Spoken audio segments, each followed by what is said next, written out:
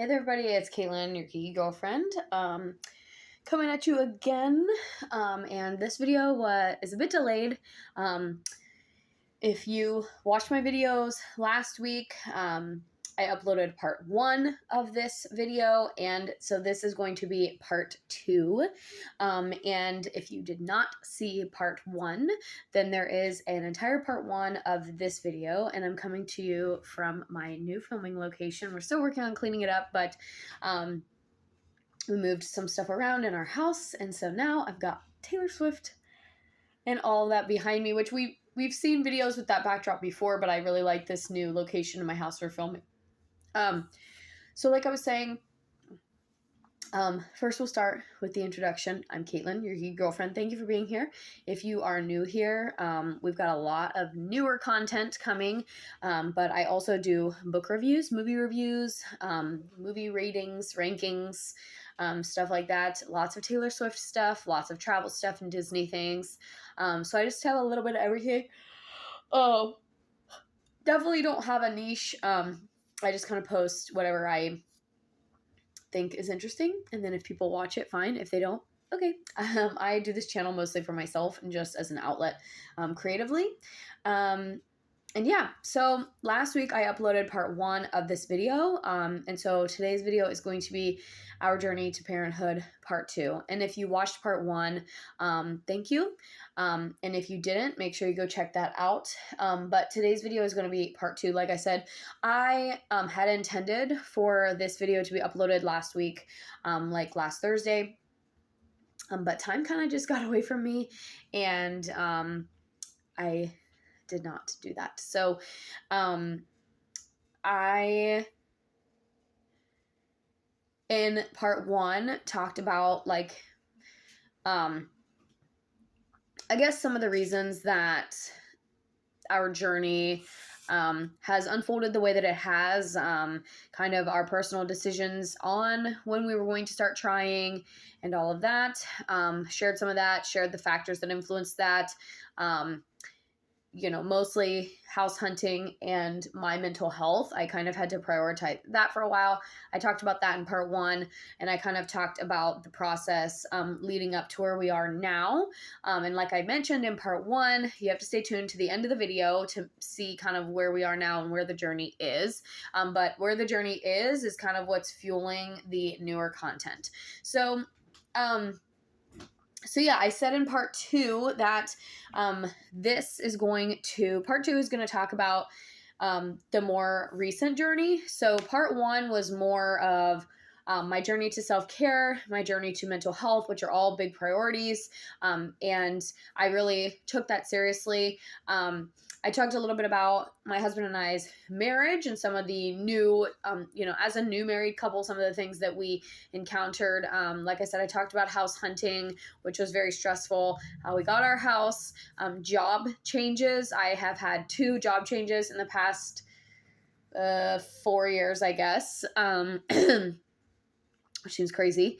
And so I talked about that in the part 1. So just a lot of factors that kind of maybe added some stress to the situation. And they always say that stress can affect your ability to conceive or your ability to conceive naturally. And I think I did have a lot of stressors that I didn't really realize were stressors because I am very career driven. So I'm always used to kind of having work stress or things to do. So I talked about all of that in part 1, and part 2 is really going to focus on the last year of life and the decisions that we made. I previewed in part 1, I talked about the first meeting that I had with the fertility clinic, how I got referred, and sort of the process that I went through with my regular OB. And so just as a summary, in case you have not watched part 1, my husband and I had been kind of trying on our own for about 15 months or so. Just kind of, not really strategically timing it, just kind of having intercourse whenever, trying to literally see if we got lucky, right? That's kind of the phrase, the euphemism that's often used. So we weren't strategically timing it, but I had tried some other methods like basal body temperature, the Ava fertility bracelet, which I think I forgot to put in the description of the last video, but that's what it is. It's the Ava fertility bracelet was what I talked about in part 1, tracking my cycle. So we had tried some different things, and we were just kind of, I was trying to get a feel for my body, my symptoms, and kind of try and track that and try to pin down when that fertile window was based on factors like that. And none of that had worked. And then, like I said, we had been trying those methods kind of at home without ovulation testing for about 15 months ish. Since like March of 2023. No, I'm trying to do the math here. March of, yes, 2023. And then in July of 2024, March of 2022, went to OB for my regularly scheduled triannual scan in July of 2023. And that was when she kind of presented some options for some over-the-counter, like some medications that might help in like the first steps in seeking fertility treatment. My husband got in a motorcycle accident, which I talked about in part 1. And then, so we kind of had to put everything on hold until after his birthday. He got tested, in terms of fertility, through a clinic. And then we started medical treatment and medical interventions in December of 2023 with the medication called Clomid. I talked about all of that in part 1 and kind of what we tried then the year of 2024 and actually the referral to the clinic. So that brings us to now, and I think where I had left off, I had just started a new job, or I had talked about switching to a new job, and I got a new job in January of 2024. No, January of 2023. I got a new job. And then my husband had his accident, went back to work, finished out that school year at that job and switched jobs. So in August of 2024, I got a new job. And I talked about all of that in part 1. And that's a very jumbled summary. But after taking the Clomid in December of 2023, I took it for 3 months, and my doctor recommended the fertility clinic, just kind of referred me. I do think that you do need a referral for a clinic that's going to help with fertility if you're struggling with infertility. And up to this point, all my tests had come back normal. The medicine, to what they could tell, was working. My progesterone levels were indicating that ovulation was happening. And I talked about what Clomid actually does. I'm going to throw that word around here in this video. I talked all about what it does and its medical purpose in part 1. Sometimes it's covered by insurance, or a portion of it is covered by insurance. So just talk to your insurance provider. But anyway, what it does and why it was given to me is all in part 1. After that, and then I also in part 1 talked about the HSG procedure, which I opted out of in March of 2024, or February of 2024 for financial reasons.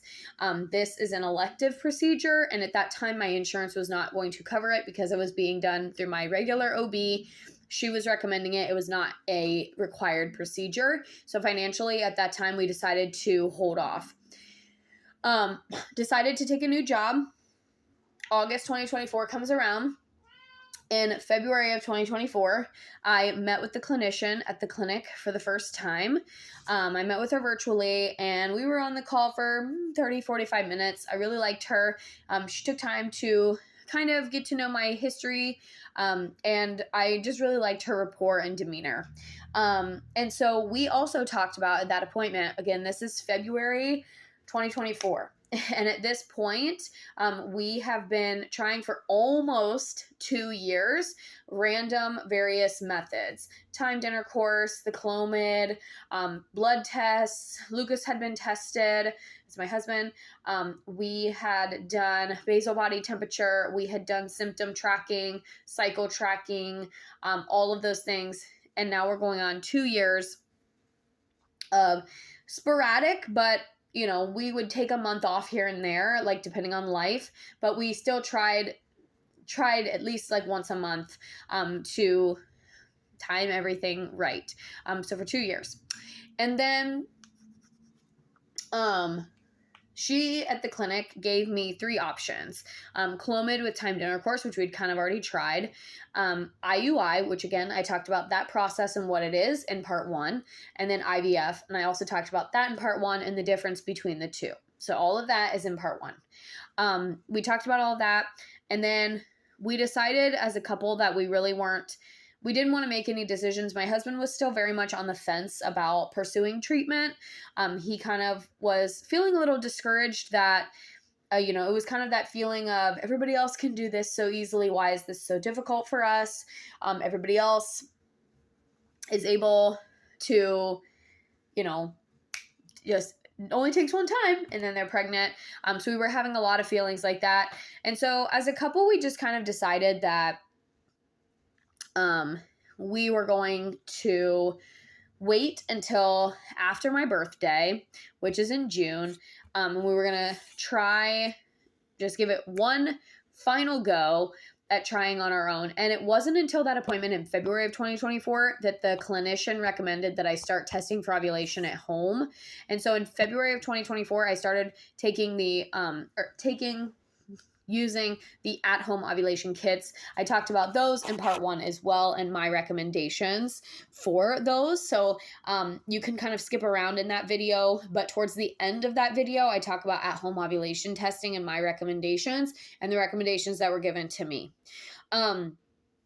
I started the new job in August. Obviously, we took time to acclimate. Our anniversary is in August, so we did that. I traveled a lot that summer. The summer of 2024, I traveled a lot. We did our Alaskan cruise, and we were kind of thinking that a getaway might help.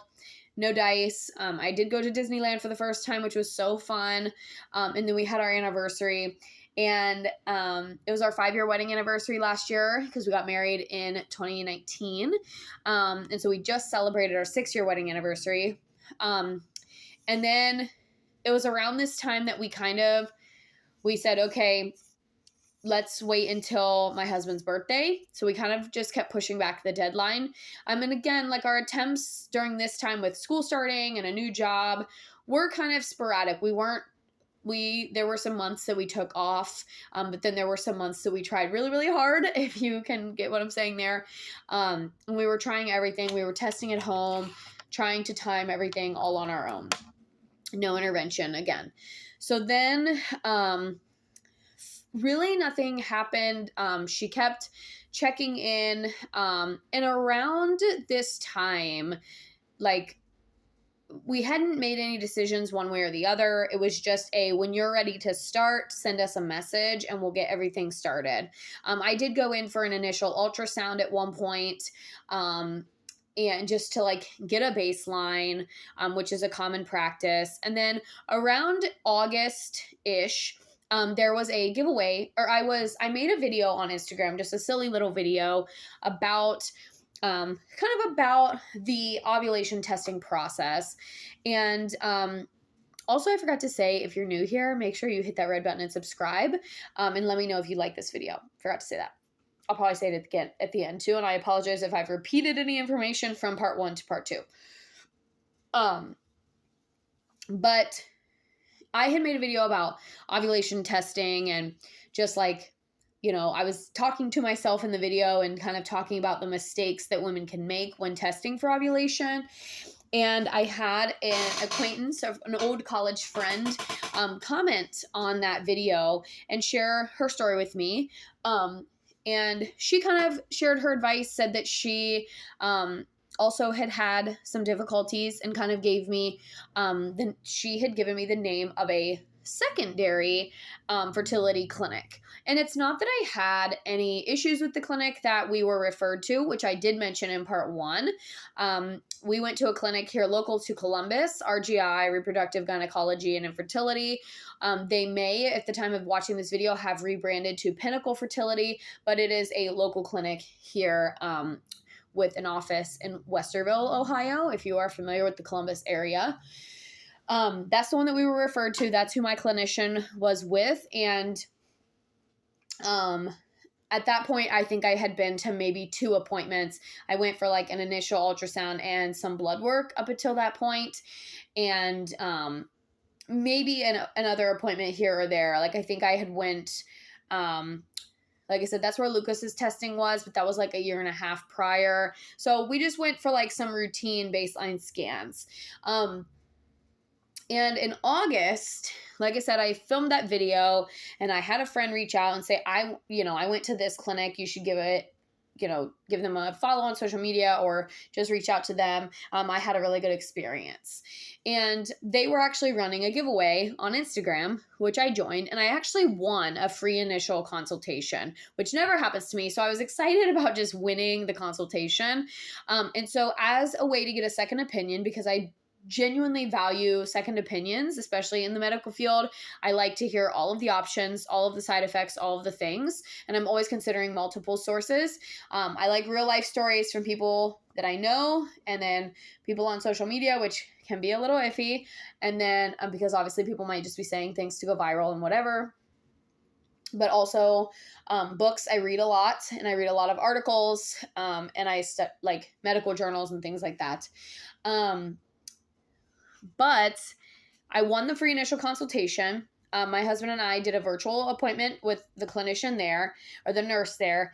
And honestly, I really did not, I'm not going to name them because I don't want to cause them bad press, because I do still follow them on social media and I reshare some of their posts about infertility. And I'm not dogging them as a company. I just did not have a positive experience. But I did only do the initial consultation.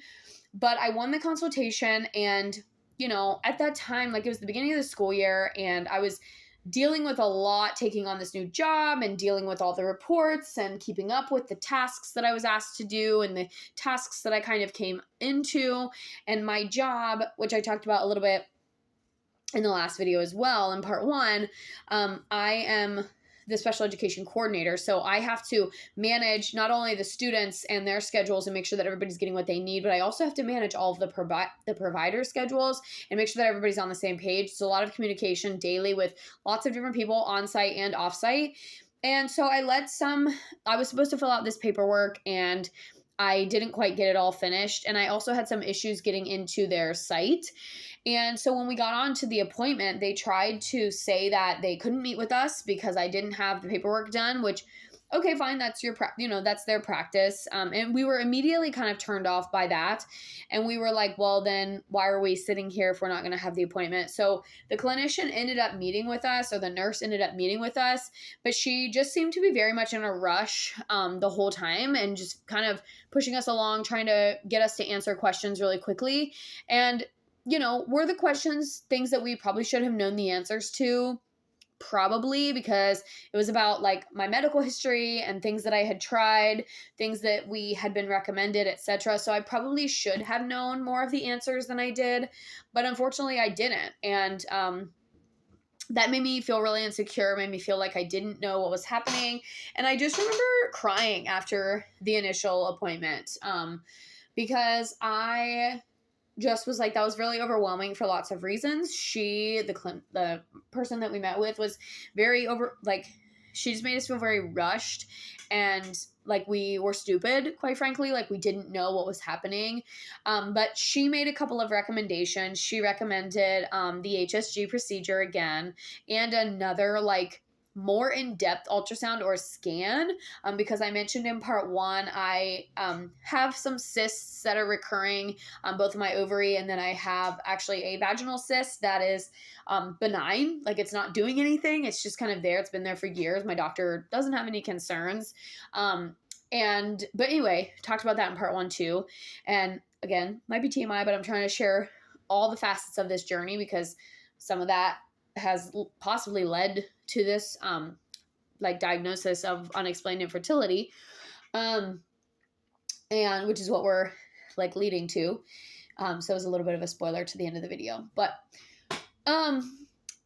Anyway, so they recommended this procedure, but in order to have this procedure done, I was going to have to go to Springfield, which is about an hour away from my house. And like I mentioned in part one, it was recommended to me that for the HSG, I do not drive myself. And because they were going to give me a low-level painkiller like a Valium or something, a muscle relaxer, to help relax and make the procedure less painful.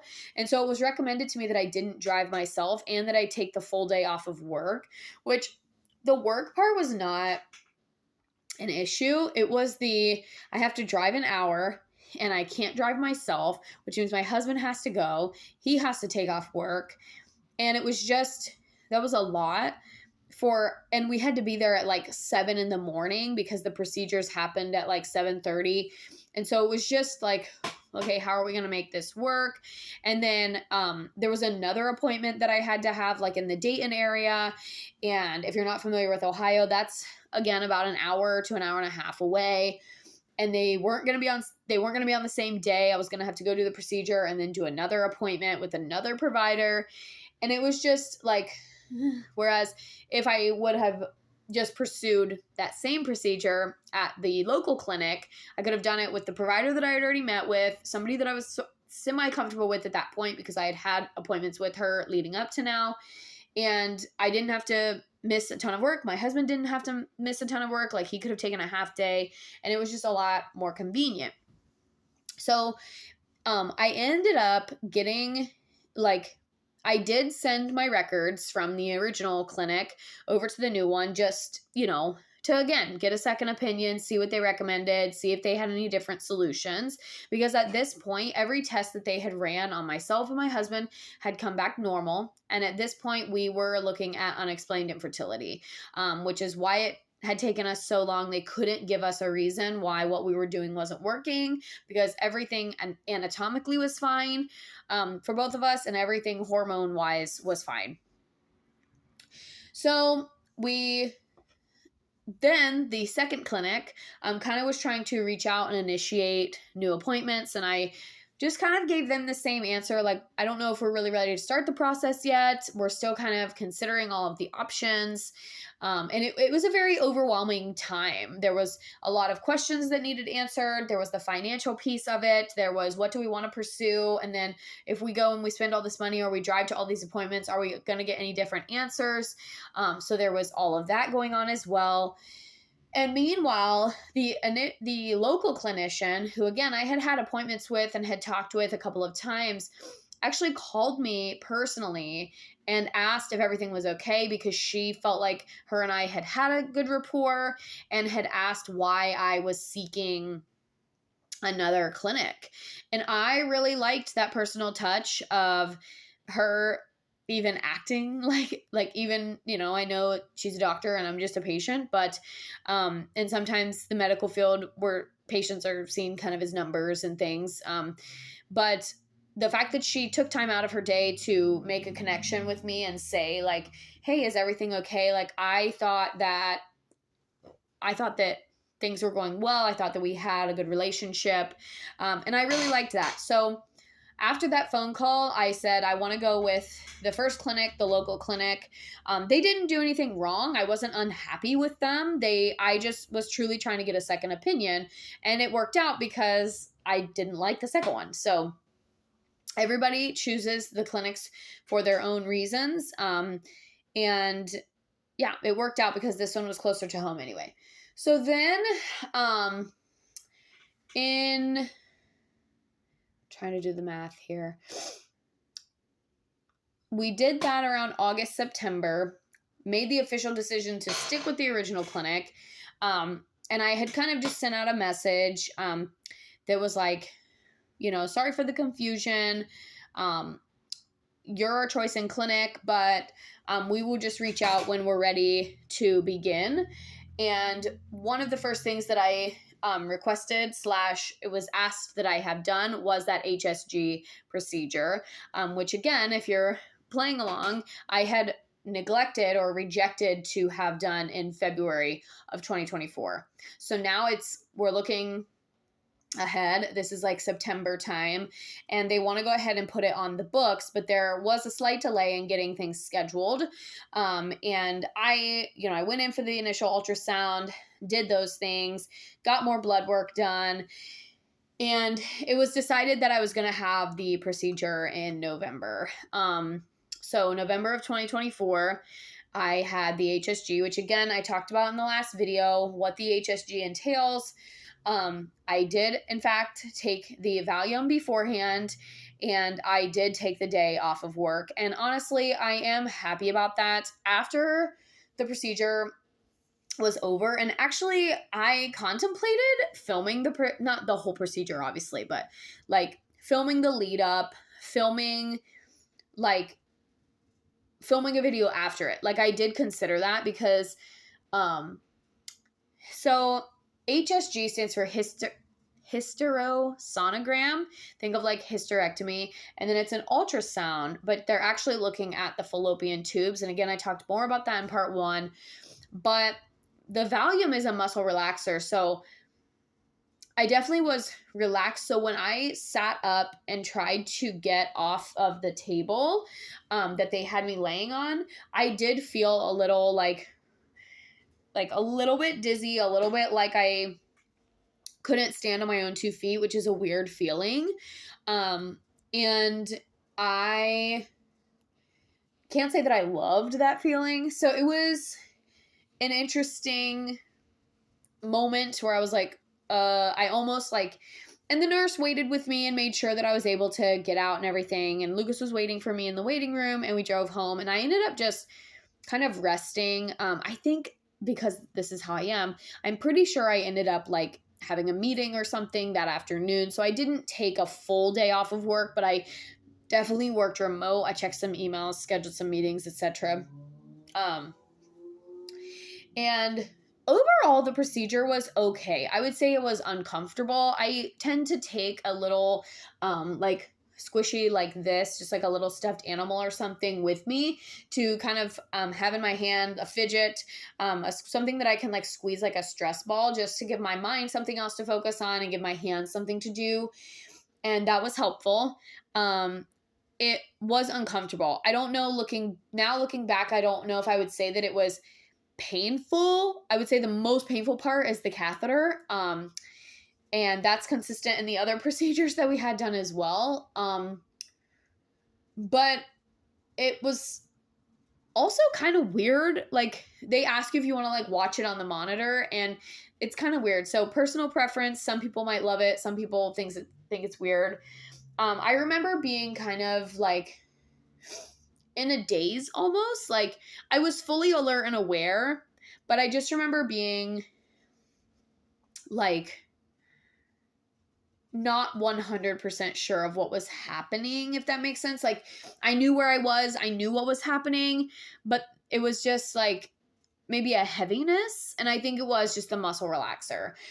So if you are in this process and you are being recommended an HSG, I would say take the day off work just to give yourself that time to rest, relax. We ended up going and getting smoothies afterward, which is like a treat that I give myself. And I treated myself to smoothies a lot during these appointments because there were some rough ones. And yeah, I just remember being really nervous for the appointment. I went to a musical the night before, and then, I ended up going to a musical that night. So I came home, I rested, and then I ended up going to see a musical that night, and I felt fine for the musical. I didn't have any pain. I had like a tiny little bit of spotting right afterwards, nothing major, but overall the pain was not, I don't remember it being as bad as I thought it was going to be, and I probably could have went to work, but just take the day off. You get the doctor's excuse anyway, just take the day off. So that was in November of 2024 when I had that procedure, and after that we found out that everything was normal. Both of my tubes were functioning normally, and so it was like, okay, we've had this procedure, everything has come back normal, we're gonna go ahead and proceed with further treatment. And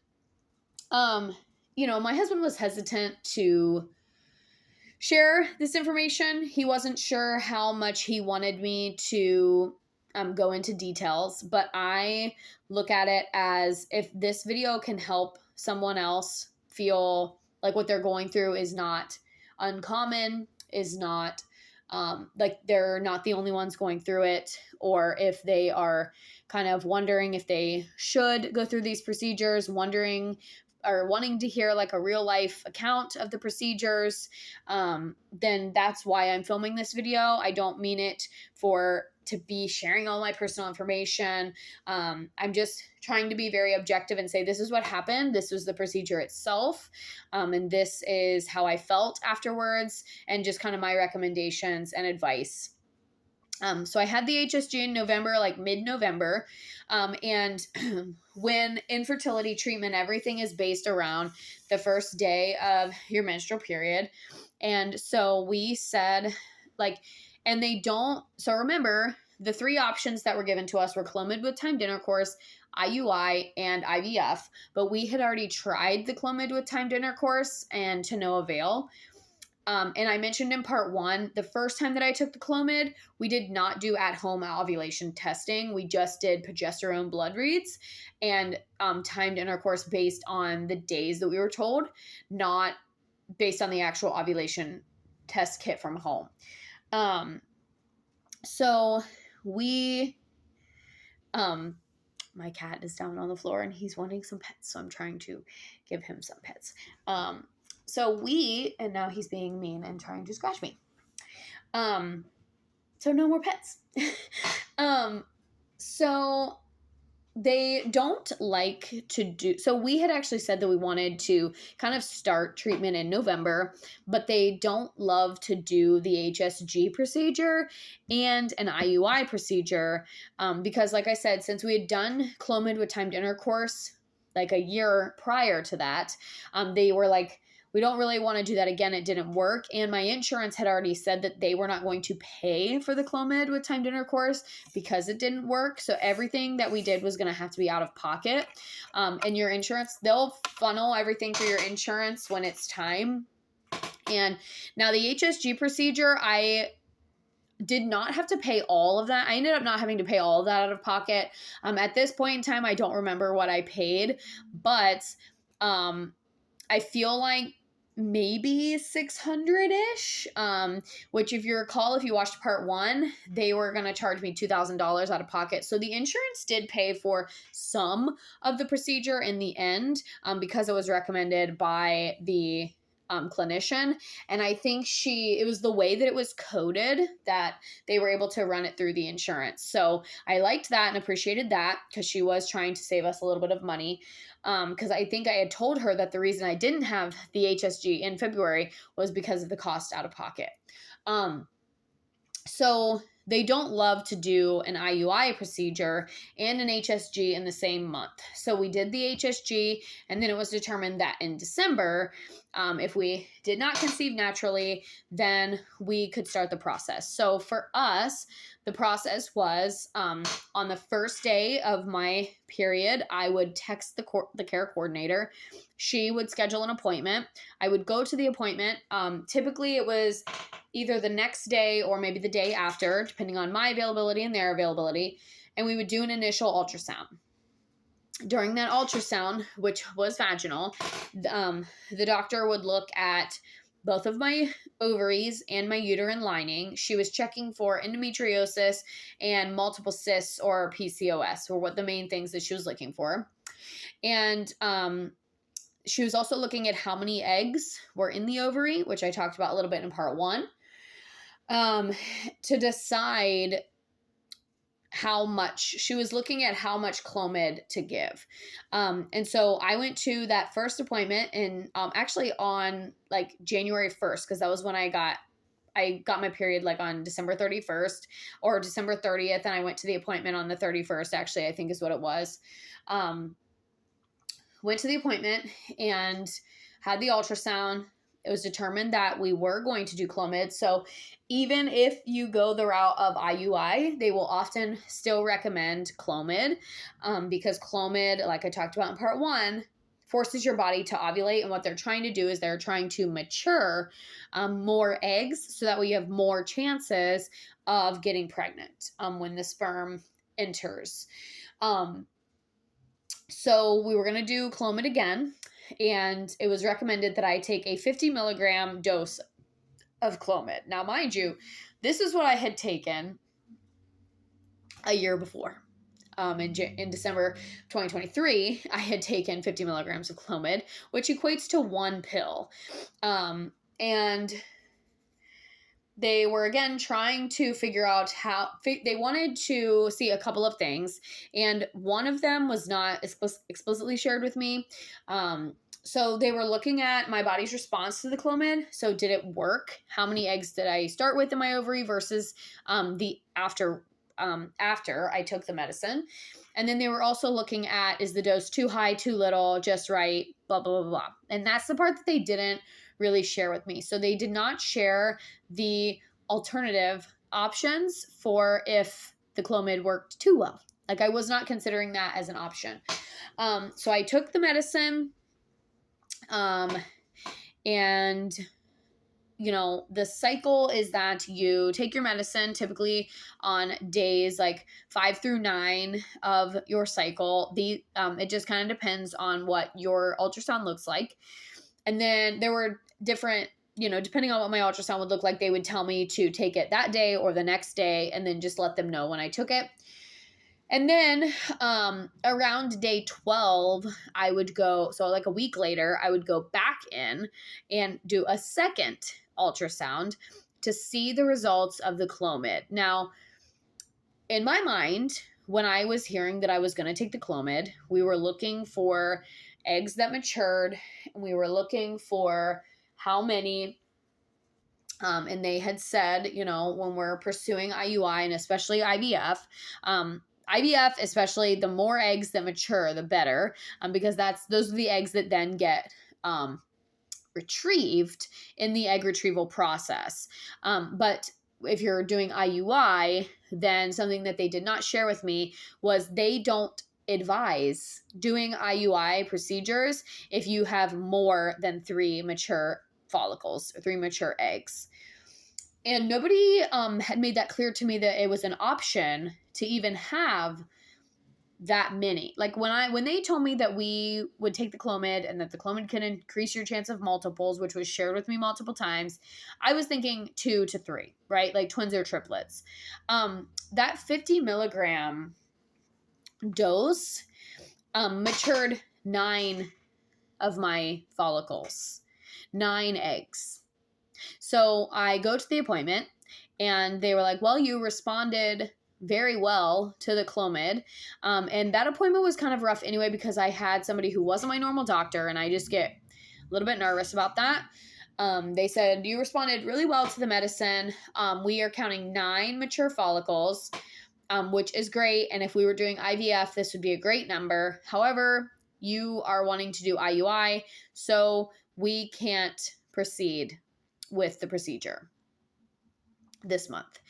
And mind you, I had already paid for 2 ultrasounds and the Clomid, and I had paid for the trigger shot, which is exactly what it sounds like. It's an actual shot that has a secondary ovulation trigger medicine.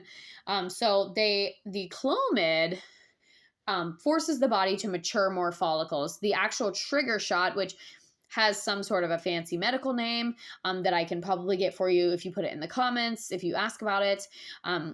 It starts with an M, and you give yourself that shot to actually trigger the release of the egg and trigger the ovulation process. So I guess in part 1 and in the beginning of this video, I was kind of misspeaking. The Clomid just makes your body mature more follicles to be released. Whereas the trigger shot actually triggers the ovulation process and the eggs to be released into the fallopian tubes, from the ovaries to the fallopian tubes. So that way they can meet the sperm. And I had ordered that shot. It had been delivered. And then we get to the appointment, and am told not only that we won't be doing the IUI, but that it was unrecommended that we even try on our own. So it was unrecommended that we even have intercourse because they were afraid that I would become the next octomom, is what they told me. And they were like, we can't safely recommend that you have intercourse because you could end up fertilizing all of these 9 eggs. And that is a really tough choice to be in. I have all of these really mature eggs, mature follicles that, all would have released at different times. Ovulation naturally occurs kind of at different times, and that's how twins are born and conceived, is the eggs release at different times. So the odds, my husband and I were talking about the odds of all 9 of them releasing at the same time, all 9 of them even being fertilized, and then all 9 of them implanting and being viable were very slim. But it was they made it scary to think about having sex and trying to use these eggs. And I, worked myself up to tears trying to make this decision of, am I going to do this? Am I not going to do this? Like, this is scary. Oh my gosh. Like, what if all of them were to mature? That is crazy. And then in the state of Ohio, we, and this is not to be political, because depending on where you stand politically, this next section is going to be a little dicey. But here in Ohio, Ohio is pretty, I guess you could say red, pretty conservative in abortion laws and mandates. And, so they made it very clear to me that if I were to fertilize all 9 of those eggs, Ohio does not do any selective reduction or anything like that. So I would have had to travel to Pennsylvania, a less conservative state, to get a selective reduction procedure. And for those of you who are not familiar, this is something I actually learned during this process. Selective reduction is when they actually go in to the uterus and they remove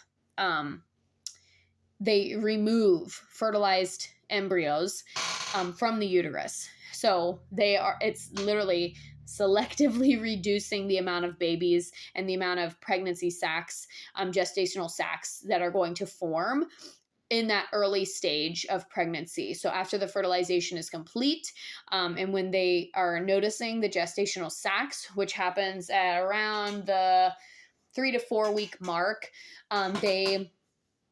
in some states, you can go and have selective reduction where they actually would remove some of those embryos. And obviously, if you remove an embryo from its life source, it's going to die. So it is a form of an abortive method. And they told me that they don't even do that at their clinic, and it's not something that they even do in their practice. But mind you, this is in Ohio. So like I said, depending on where you stand politically, you will have different feelings about what I just said. I'm not saying one way or the other, but that was the information that was given to me. So we had a big decision to make if we were going to take this risk and be really risky, because what have we got to lose? We just really wanted to be pregnant. Or do we play it safe and take their recommendation and not do anything? And, we ended up taking their recommendation, and some people will be like, you're crazy. I would have just done it anyway. I would have just tried. But they made it so scary, or they made it sound so scary and so unappealing, that it just didn't, it was like they were making it seem like it was 100% going to happen, which was both exciting and really scary. And so we decided to just wait it out. As frustrating as it was, I vented to my mom, my sister. I talked about it. I cried about it. I prayed about it. It was a hard month.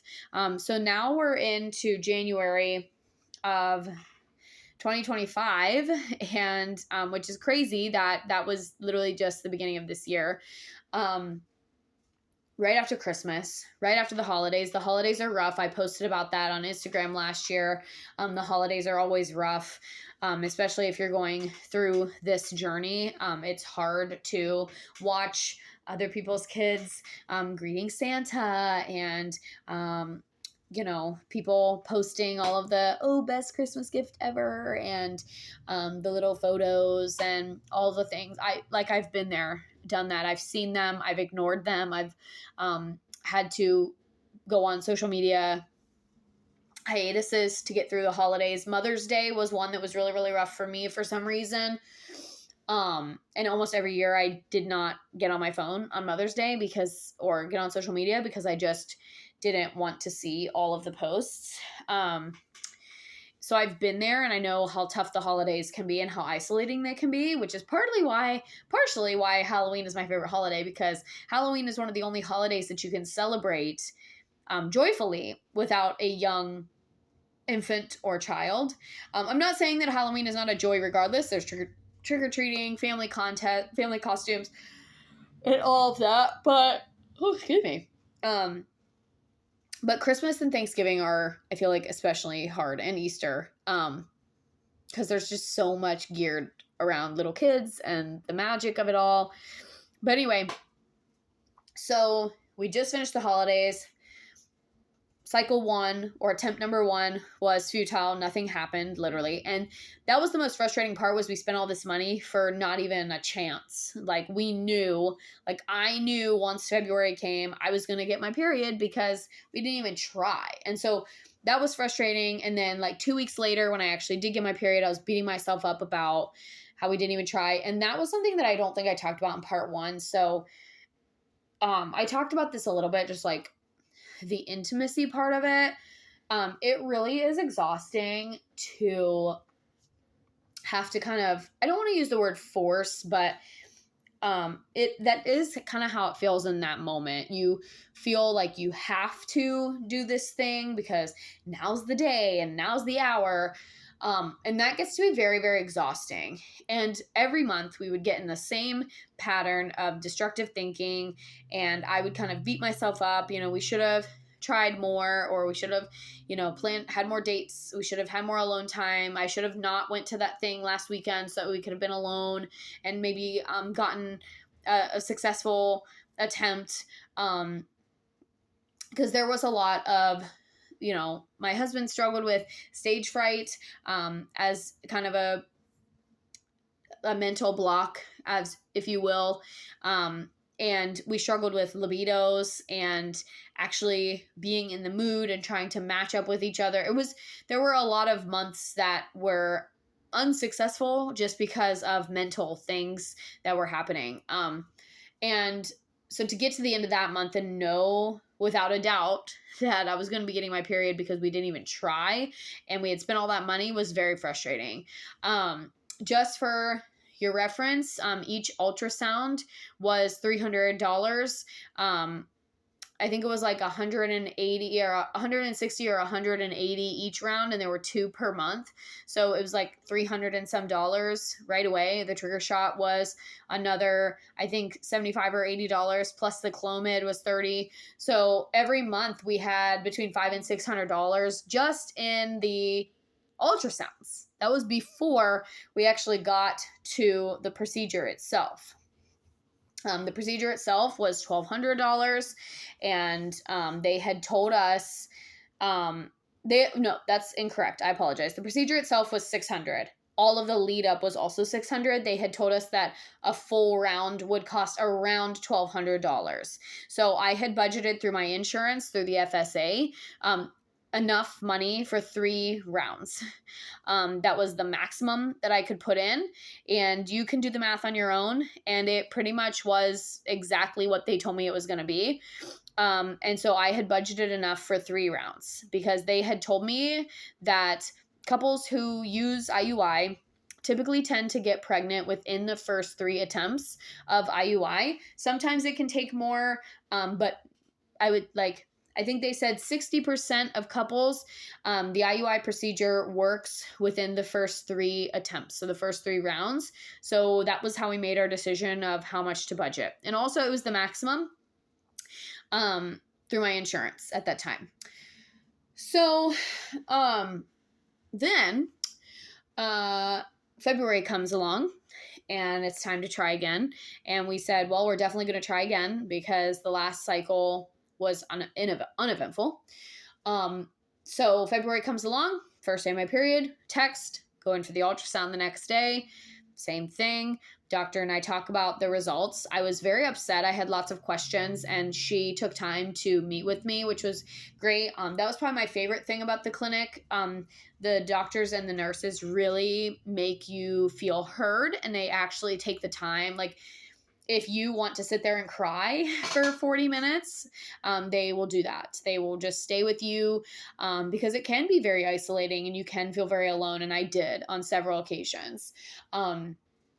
And it's hard. Like, I think you're allowed to take your partner in, but they don't recommend it because of the, especially for the HSG, they don't recommend the partners going into the room because of the radiation, because it is an X-ray.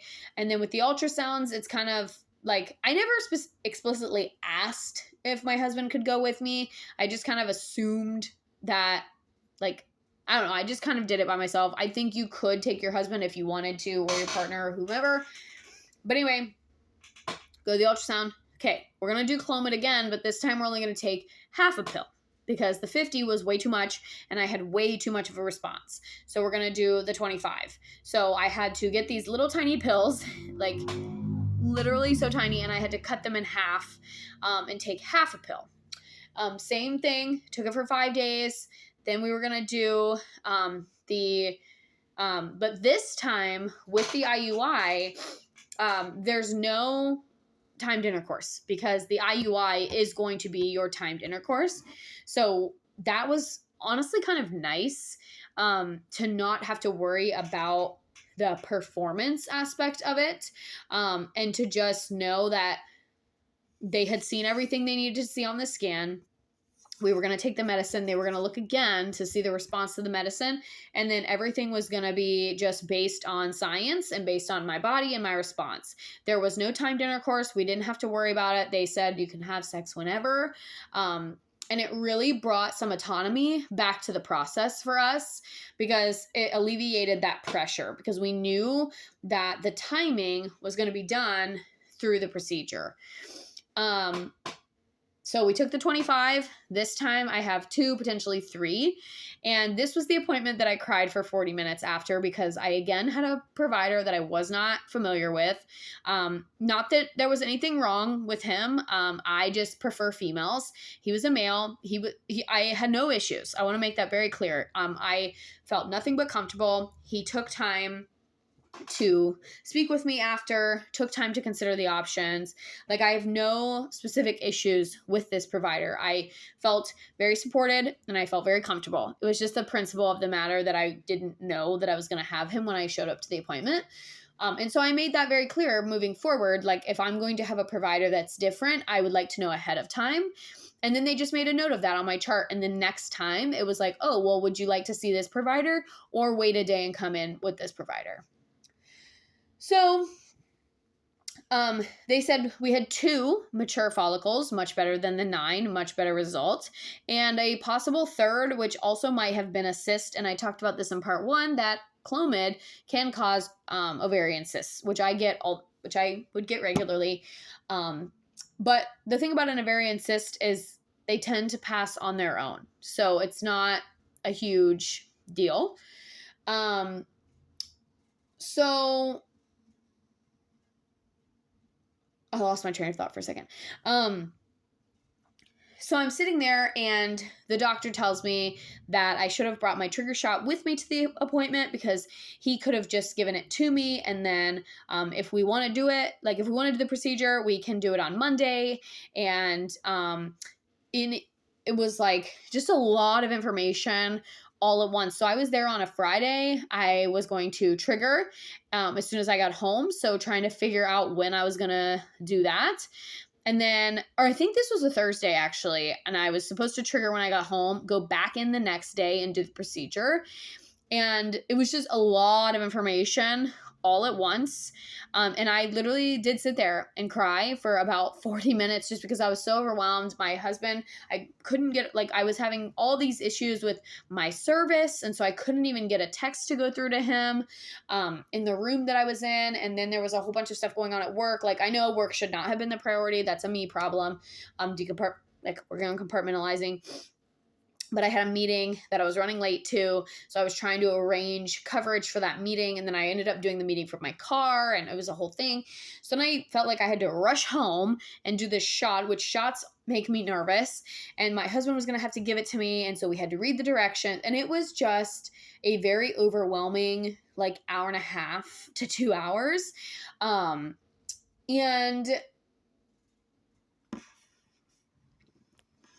And honestly, even after I left the appointment, I remember telling Lucas, like, I don't know why I'm so overwhelmed. Like, this is what we wanted. We wanted to hear that we were going to move on to the next step. But I think in that moment, I just felt like I had to make a decision right away. And I didn't like that I couldn't get a hold of Lucas. I didn't love the idea of making that decision by myself because I think I was afraid, like, what if he disagrees, right? So I got home. He was like, no, this is what we're doing, right? And I was like, okay. Like, I felt some relief, but I was nervous about the shot. I was nervous about the procedure. Like, there were just so many nerves, and I just was so overwhelmed. And that's typically the only time I cry is, like, when I'm really, really overwhelmed. But I stayed there. The nurse was great. She got me tissues. She stayed with me. She just really reassured me of both of the options. And I, like, requested her every time moving forward because I just felt really comfortable with her. So I think she knows who she is. Not that she'll ever see this video, but it meant a lot to have her just kind of there with me waiting. The doctor ended up leaving the room, but she just stayed with me. He was like, oh, take as long as you need, whatever. And she stayed with me until I was actually ready to leave the room. I went and got myself a smoothie, of course. And I remember just, like, continuing to kind of cry and be upset all the way home. Just like, okay, are we really doing this? Are we really doing this? Like, it was, one, very real. Two, it was stressful. And then I had to, like, again, make arrangements at work to have this procedure done. And they had told me the procedure should take no more than 5 minutes. So I knew I was still going to be able to work the majority of the day. And they also were like, it shouldn't be painful. You shouldn't have any pain. I said, okay. Because I get nervous about pain too. And then I was nervous, like, how am I going to make this work with work? Again, like, me being me and worried about work, when I should have been just worried about, like, mental health and resting and preparing. So I left that appointment. I was very, very upset, but I took care of what I needed to take care of, got through the day, took the evening to rest, decompress, and just get my mind ready. We did the trigger shot. My husband was a trooper. He gave it.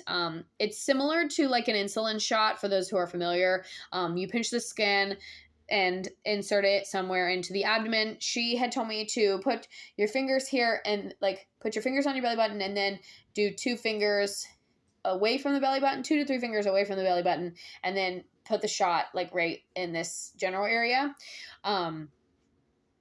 And once I got over like, I could not look at the needle. So I told Lucas, like, take it out. Don't show it to me. I'm just going to hold my skin, and you have to, like, clean it with a little alcohol pad. And then he gave me the shot. And then we went back in the next day for the procedure. And the worst part about this procedure is they recommend you having a full or mostly full bladder. And I was in a lot of pain during the procedure. Now, the part that they said that was true was it did take 5 minutes. Like, I went in and I got on the table, and my doctor, who I'd seen previously, the same clinician that I'd been working with, was the one who did the procedure, and a nurse was in there, and a nurse does a stomach ultrasound so the doctor can see the cervix and everything that she needs to see, because what they're doing is they insert a catheter and they take the sperm and they insert it into the cervix. and then where the sperm are, and then the egg fertilizes and can make its journey down the tubes and whatever. So because we've already triggered, so the eggs had presumably left the ovary, or would in that same day leave the ovary, meet the sperm in the cervix, travel down the fallopian tube, implant into the uterus. So that's kind of the science behind the procedure. I'm sure there's video of it somewhere of what happens and all of that. But they had told me not to use the bathroom because they wanted a full or mostly full bladder, and I was very, very uncomfortable during the procedure. It was painful. I actually cried a little bit from the pain, but mind you, I do have a low pain tolerance. So much that like I have been like incapacitated from period cramps before, like where all I want to do is lay down, get in the bath, put my feet up, whatever. So pretty severe. I have a pretty low pain tolerance.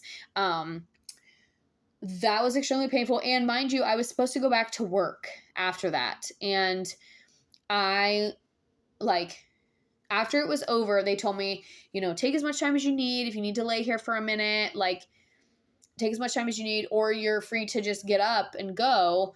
And I had to go to the bathroom so bad that I just got up and went to the bathroom. And I felt so dizzy, so sick. I think I sat up too fast. Blood sugar probably dropped. Blood pressure probably dropped. I hadn't ate a ton that day. So I think it was a combination of all factors. I felt so dizzy. Was in so much pain. Trying to drive, and I was like keeled over practically. I remember being in the drive-thru for the smoothie, and I had my window down, and I was like fanning myself.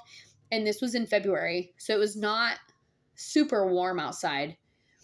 And I was like fanning myself. I was having a hot flash. I was like, I'm going to throw up. I'm going to be sick. From a combination, the pain, the dizziness, like it was just a whole thing. Got a smoothie, of course, and I went to go give, you know, my husband works literally right behind the smoothie place. And so I went and met him in the lobby to give him his smoothie. And I spent about 25 minutes in the bathroom, just kind of, you know, putting my head between my legs, trying to recalibrate myself, trying to come down off of this, like, or come up rather from this blood pressure high, this blood sugar drop. I had drank a few drinks of my smoothie before I got out of the car. I just allowed myself to kind of have that time. And I took those 20 minutes or so, got up, you know, fanned myself a little bit, washed my hands, left. And I ended up going back to work. And the pain had, like, by the time I had gotten back to work, which was about an hour after the procedure, all in all, the pain had subsided. So it was very, very intense right away. And the reasoning that I received for that, like I had told them that I had pretty severe pain afterwards. And they said that because my bladder was full, they probably accidentally hit like a nerve or a muscle when they were inserting the catheter or when they were completing the procedure, because my bladder was so full, and it put extra pressure kind of on the cervix. And that's what made it so painful. So they were having a hard time getting the catheter in where it needed to go, but also my bladder was so full, and they might have just accidentally like nudged a nerve or a muscle or something, which could explain why I had so much pain. Now, I will say that night after the procedure, that same day, I actually went and we went to this fun place for my sister's birthday, very active. We were moving around, playing games, and I had no complications after that. Now, I did have a slight amount of spotting directly following the procedure, nothing major. And then all you have to do is wait. So you just wait, and you then enter the 2-week wait, and you take a pregnancy test, 2 weeks after the procedure. And, but I kind of felt like I was going to get my period a couple of days before, like it was leading up, and I kept just like I just kind of had this, like, you get a feeling when you feel like you're going to get your period, and I just was like, okay, here we go again. Like, it didn't work. So then we're met again with the same emotions of it didn't work. And what are we going to do? Are we going to try again? This is our last time. Because remember, I had allocated money for 3 rounds. The first round was a no-go. We didn't even do the procedure. Now this one was round 2. And unfortunately, round 2 was also unsuccessful. They did make me take a pregnancy test because I forget why. I think before I went in, like I had texted saying that I got my period before I went in for my, round 3 ultrasound number 1, they had asked me to take a pregnancy test and then send a picture of it, which if you are in this process, taking pregnancy tests is not fun because you're dreading that negative. And then to have to take a picture of it is also not ideal. But again, I was trying to follow the directions, and we knew that we wanted to try again. And we also knew that this was going to be it, because we just we ran out of money, and we had budgeted. So we were going to be either paying out of pocket and really skimping down on our spending and budgeting, or we were going to maybe just start doing the procedure maybe every other month. So if it didn't work in March, we had considered taking April off, trying again in May, or possibly even June. But we knew that we were traveling in June, so we're kind of like already starting to think about what is going to happen next. The procedure and the process was the exact same. So I took a picture of that pregnancy test, sent it off. They had me go in for the ultrasound. We did the exact same thing again. The 25 milligrams of Clomid, sex whenever. The point at that point is not like, we don't have to worry about having sex to get pregnant at that point. It was their way of trying to bring back the intimacy, again, bring back that autonomy of just the pleasure behind, and to relieve some of that pressure. So we went in again for the procedure, and the procedure actually fell the day I returned from spring break, which was not ideal. I was hoping that it would fall during the spring break so I didn't have to take more time off of work, but alas, that did not happen. So the procedure was on March 31st, and I'll never forget that day, but I went in same as I did last time. This time, though, I was prepared for it to hurt. Like, I was prepared for it to be painful. And I remember, I think I had my squishy with me. I remember telling my husband, like, oh, here we go again. Like, I'm really nervous because it had hurt so bad the last time. So much so that I was like, I almost want you to come with me because I don't know if I can do that again. Like, it was just very, very painful. And I asked if I kind of had to go to the bathroom, but not as much as I did the last time. And they always ask you for your consent before you do any of this. We had to consent before the testing. We had to consent before the blood work. And then I had to sign a consent form for both of the procedures and the HSG. And I went in. My bladder was not nearly as full this time. And I asked them if that was okay. And they said, yeah, that's fine. And my favorite nurse was in there. My clinician was in there, my doctor. And we just tried it again. The exact same process, same thing. And this time, it was hardly painful at all. I felt a little bit of touch and pressure, and like a little bit of stiffness from the catheter, but it really was 5 minutes, and I hardly felt a thing. So the first time was just a fluke, and I think it had to do with how full my bladder was, because it really, really was painful. And I told them after it was done, I said, wow, that was a lot better than last time. I felt a lot better. I didn't have any of the dizziness or the sickness or the hot flashes after, which I think is just my body's response to pain. I tend to throw up and get sick when I'm in a lot of pain. And it's like just a visceral response. Like I have pain, then I get in my head about how bad something hurts, and then I just throw up. That's what happened with my kidney stone. I threw up so much and ended up losing like 2 or 3 pounds because I just kept throwing up. And yeah, so I had zero pain, went and got a smoothie again. I ended up going back to work, no issues, no issues for the rest of the day. And I actually didn't even have any spotting, so that was great. And then again, we entered the 2-week wait. And this time, I don't know, there was something about this time my mentality was different. Like I went into the first round really positive and just like, okay, this is going to work. Like I was so happy that we had gotten to that point. I was so happy to be doing the procedure. I was so happy that we were like taking the next step, and then it didn't work.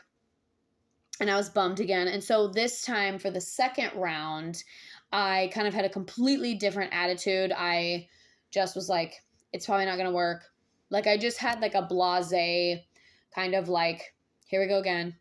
We're probably going to have to do this again. Like my attitude was much more cynical, and I genuinely did not think that it was going to work. I just was not expecting it. So 2-week wait comes and goes. And based on, I was supposed to take a test on April 14th was the day that I was supposed to take a pregnancy test. And I did not take it because I did not want it to be negative again. And I just could not, I knew that I would not be able to handle a negative again. And so I said, I'm not going to take it until my period is like actually late. So based on, I talked in part 1 about my cycle a little bit. I have a 27-day cycle. So I literally did the math and I was like, okay, well, I think my last menstrual period, so my LMP, was actually on March 17th. So I actually should have taken a test on the 14th because I was expected to get my period on the 14th. But something that people don't talk about when you start trying to conceive is that your periods tend to fluctuate, especially if you're taking all of these meds. So like I took the Clomid, I took the trigger shot. So my periods were kind of starting to be a little bit more sporadic. They were coming 30 days, 28 days, 29 days. So there was like a delay in them. So I was like, okay, it'll come. If it's going to come on Monday. And if it's not coming on Monday, then it'll come definitely by Wednesday, or Thursday. And so I did not test on Monday, no period. I was very crampy. I felt like I was getting my period, and I ran to the bathroom several times during that week, thinking that I had started to bleed.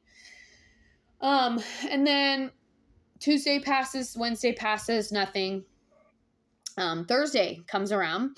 I actually get a text from the hair coordinator asking if I had taken a test. And I was honest and I said no, because I didn't want to get a negative test. And I was just really waiting until I knew that my period was not going to come. And I told her that I had felt like my period was going to come. And so I just was like, I want to just wait. Friday comes and goes again. Friday was the day that I really was like running to the bathroom a lot because I just felt that sensation. And then Saturday was actually the Saturday before Easter. So Easter Saturday, and we were at my sister's. We did some shopping, different things. And I, again, like still no period. So at this point I am going on I was like 5 days late. First time that's ever happened. I'd never been that late before. And so it was at this point that my mindset changed and it shifted a little bit to, okay, this might actually be a thing. This might have actually worked. And then on Easter Sunday, I woke up and I just couldn't take it anymore. And I took a test. And for the first time throughout this entire journey, it was positive. And I couldn't even cry. Like I couldn't even feel anything but relief, to be honest. So as you're watching this video and as I'm filming this video, I am now over 22 weeks pregnant. We found out on Easter Sunday, and we just knew that we needed to take things one step at a time. And that's exactly what we did. So we got the positive. I sent a text the next day to the care coordinator saying it was positive. The message is, oh, congratulations, let's get you in for blood work. So we had to do blood work to confirm. I had to do an ultrasound to confirm. And when we did the ultrasound, they were looking at number of gestations, so number of pregnancies, and they were looking at was there an actual pregnancy there, or was it just a chemical pregnancy, which was something that I was afraid of. And all those things were positive. There was one, and it was a true pregnancy. So then the next step after that was heartbeat, and we had to wait about 3 weeks for that. And everything was good there. And yeah, so that's our journey. So in April of this year, in April of 2025, we finally got our positive pregnancy test after over 3 years of trying different methods and kind of dealing with this unexplained infertility is what they kept calling it, because it wasn't a name, it wasn't a condition. They could not give us a reason why we were not getting pregnant up until that point, whether it was timing, whether it was stress. We might not ever know, but we are very grateful to the clinicians, and everything so far so good. I pray every day, and I thank God every day for this blessing. And I, again, share all this not to brag or not to rub it in people's faces that I'm having this journey or that I have this blessing, but on the opposite, to encourage you to not give up, because this is a very disheartening, frustrating, guilt-inducing, insecurity-raising journey. It can feel very isolating, very alone, lots of pressure from yourself, from your spouse, from society. And I felt all of those feelings, and to finally get that positive and to finally have this baby in this womb is just something that I've wanted for so long, that I was starting to lose sight of it ever becoming a reality. And we were starting to consider other options. And there are other options out there. And I just hope that if somebody is watching this video in a similar situation, I encourage you to try this process if you're able, because it was successful for us. So we are a success story, and we're happy about that. Everything happens for a reason, and everything is all in God's timing. And because of that, I was able to, I finished the school year, and I was able to have a blissful, pregnant summer, and worked a lot on our house, obviously, and moved stuff around, decluttered, organized, and we just have a lot to look forward to in this next phase of life. So this video is going to end here. I just wanted to share our journey and share our good news and how we kind of got here. Because when I was going through it, I relied on the stories of others to help me get through those darker days.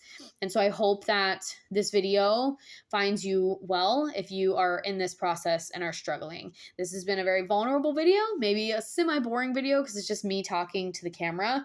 But like I said, I hope that you've enjoyed this video. And coming up on the channel, I've posted a lot, or I will be posting a lot of maternity clothes, some welcome baby boxes, and first time mom registry things. I will post a separate video about my pregnancy as a whole, some of the symptoms and things that I've experienced, some of the things that I've done that maybe are not always recommended, but I'm going to be doing that in a separate video. So I hope this video gives you hope, especially if you're in the darkest point. If you're not able to watch this video right now because you are in the darkest point, trust me when I say I've been there. I understand, and there is absolutely no shame if you need to save this for later, or if you are someone who knows someone who's going through this, share. Like I said, I met a lot of great people through this journey, people who went or are going through the same thing. And we all kind of have to stick together as women and as people with unexplained infertility, prolonged unexplained infertility, and there's nothing to be ashamed of or feel isolated about. So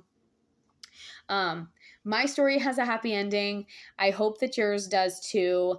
And you guys can look forward to here on the channel a lot more maternity and pregnancy content. And then as we move forward and as baby makes their arrival, we will obviously shift gears and do more maybe stay-at-home mom stuff, hence all the cooking videos too. So there's just been a slight subtle shift in content to reflect the new phase of life. And I hope you guys will stick around for that. And I hope you guys enjoy all of the things that are going to be coming. So thank you guys so much for watching this video. I know these parts were a little bit long. I hope you've enjoyed. I hope you got something out of this. I hope you learned something. I learned a lot throughout this journey. And just because this is what worked this time doesn't mean that's what's going to work next time. And that's not to say that just because you seek treatment for your first pregnancy or even your second pregnancy doesn't mean that you can't have a natural birth in future pregnancies. So work with your doctors, work with your providers, have faith if you're a believer, and rely on your spouse and your support system, because that's all you can do. And just, yeah, I hope you have peace, and I truly have sympathy for everyone going through this journey. And thank you for watching, and thank you for being a part of our journey. And I hope that this video was helpful. So thank you, and I'll see you guys next time.